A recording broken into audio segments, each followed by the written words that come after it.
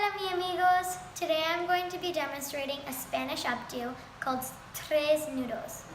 Let's get started! To begin this look, you will need to split your mannequin head, or regular head, into 3 sections.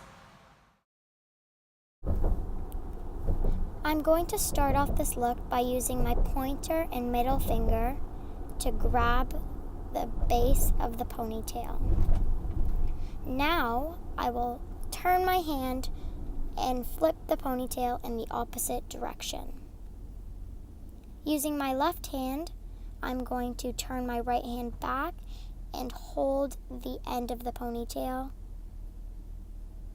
while I use my fingers like chopsticks to pull it through and create a knot.